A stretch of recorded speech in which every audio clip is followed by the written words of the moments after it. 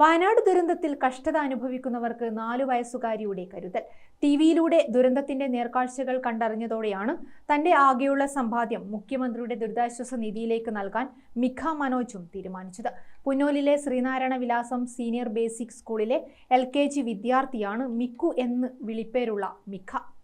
മിഖയുടെ തീരുമാനത്തിന് രക്ഷിതാക്കളും ചേച്ചി പാർവണയും പൂർണ്ണ പിന്തുണ നൽകി. പിന്നെ ഒട്ടും താമസിച്ചില്ല. 2 വർഷമായി സൂക്ഷിച്ചുവെച്ച സമ്പാദ്യ കുടുക്കയിലെ തുക ദുരിതം അനുഭവിക്കുന്നവർക്ക് നൽകാനായി മിഖയും കുടുംബവും മുഖ്യമന്ത്രിയുടെ ധർമ്മടം മണ്ഡലം ഓഫീസിലെത്തി.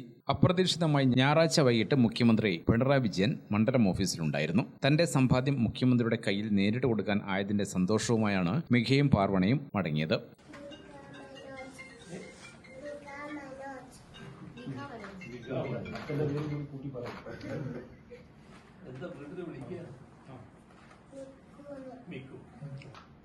ഇതിപ്പോ കൊടുക്കുന്നല്ലേ പാട്ടുപാടിയിലേക്ക് സമ്പാദിച്ചു.